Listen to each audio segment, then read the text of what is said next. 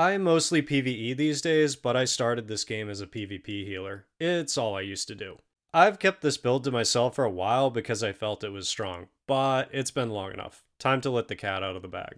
It's not a tank, it is a healer, so you can die if you play carelessly. I'll include a section on how to play it and not die at the end. I made this build for fun, so it's a little troll. It's how I enjoy playing healer in PvP, so meta group support sets like Spell Power Cure and Rally Cry are not equipped, although they can be added, which I'll describe later in this video.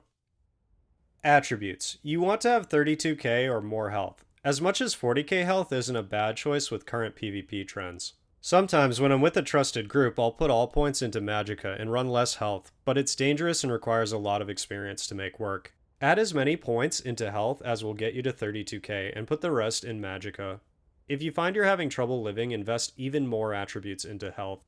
For the Restoration Staff front bar, put on Radiating Regeneration. An alternate setup I'll give will need Ward Ally here. Race Against Time, important for Magicka cost, break free, and speed. Channeled Focus, Blessing of Restoration, Healing Springs, and the front bar ultimate is Replenishing Barrier for sustain and actual use. Avoid Templar's channeled ultimate Rite of Passage as it's reactive and you cannot move or reapply HOTS while it channels. Barrier allows you to proactively manage incoming damage by predicting it in advance, and it doesn't take you out of the game since it casts instantly. For the backbar Sword and Board, Blinding Flare for the passive major protection buff, Extended Ritual, Living Dark or Deep Thoughts, Radiant Aura, Honor the Dead. Backbar ultimate is Temporal Guard for the passive minor protection buff. Don't actually cast it. You're free to play around with the skills a bit if you want. Living Dark and Radiant Aura are the first two I tend to flex for other skills. For the monster set, Bogdan Nightflame. You could do any monster you want. Ozazin is also an option, but I like stacking heals with the heal proc from Nightflame. I wouldn't recommend Chokethorn as the heal from it is interruptible. For the body, obtain Almalexia's Mercy. It has the benefit of being light armor and being tanky at the same time. The light armor passives are very desirable for a healer. Traits are reinforced as my goal is to get as close to resistance cap of 33k when buffed as I can. You can change some to impenetrable if you're at the 33k cap. Watch out if you do, as players will debuff you and lower your resistances below cap when fighting. The flex set is going to be on the jewelry and the back bar. Depending on set, it may need to be double barred. If your group needs a meta support set like Spell Power Cure, you would put that set here. SPC would need to be double barred. But since this is a harder to kill troll build that I use for fun, normally I run Brightthroat's Boast double barred. I proc this set with Orzaga's Red Frothgar, but you can also use spring-loaded infusion. When fighting against other players, sustain is really difficult, so this set allows me to never run out of Magicka juice. Jewelry is all infused with spell cost reduction to make it very hard to bottom out on Magicka. The dagger is powered with Absorb Stam Enchant, and the shield is reinforced with Increased Stam Enchant. Restoration Staff is powered. Enchants can be Absorb Mag or Berserker, adjust them however you want. Another set you can run here is Winter's Respite if you feel you need more healing proc support, or perhaps you feel Brightthroats isn't your playstyle.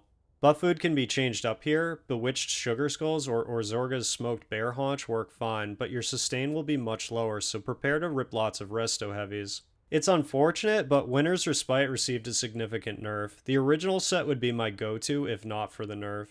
If you're running Winters, you only need it complete on one bar to proc it, so equip the Black Rose Resto Staff on front bar, drop Radiating Regen, and add Ward Ally to proc this set.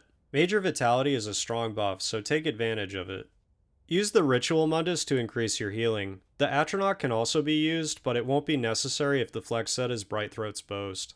For blue slottables, I'm using Swift Renewal, Soothing Tide, Resilience, and Ironclad. If you're having issues surviving, you can add more tank blue slottables, but it will reduce your healing output. For red slottables, I'm using Boundless Vitality, Fortified, Rejuvenation, and Sustained by Suffering. For green slottables, Steed's Blessing, Gifted Rider, and Warmount are the most important to me. For the buff foods, you can run Orzorga's Red Frothgar, Spring-Loaded Infusion, Bewitched Sugar Skulls, and Orzorga's Smoked Bear Haunch. Feel free to experiment. Remember that Brightthroats needs a drink buff to proc the set. Play any race you want. I usually go Breton on my healers as I like the additional Magicka sustain. My Xbox healer is an Argonian, but I use a Breton on PC. You need Vampirism Stage 3 just for the Undeath passive that can reduce damage up to 30%. Some players may call this cowardly, but it's too meta to avoid taking advantage of. How to use this build, aka how to not die. In PvP, footwork is the most important part of playing the build. Footwork is how and when to move and where to stand. We're a healer, not a tank, so we can die if we don't use our heads. It's very important to anticipate and move to avoid damage. Sticking to walls, staying out of tight stacks or bomber bait, and flat out kiting to break line of sight are very important. Let me show you some examples. Use caution and stick to walls when entering a keep. Slip through choke points as quickly as possible and rapidly get back to safe positions. Set up near enough to flag captures that you can heal a group being bombed, but far enough away that you won't get pulled into the bomb yourself. The same applies to defense. Don't stand in the open where you're an easy vicious death proc for a bomber. A good rule of thumb is if you're standing somewhere easy on the eyes, it's not a safe place. But if you're wedged against a corner or wall so tight your camera struggles to handle it, then it's safe. If it hurts your eyes, it probably hurts your opponent's eyes too. Kiting quickly and breaking line of sight is essential to staying alive. It will mitigate some damage and allow you time to recover and cleanse negative effects. Speed is essential, so race against time is a part of the build. You can't always avoid bombs and enemy ult dumps. It's important to stay calm when you're caught in one. Make it an instinct to break free into a block and go hard on your emergency heal. Blessing of Restoration if you're out of the worst of it but your team isn't, or Honor the Dead if you're caught completely in your enemy's ambush.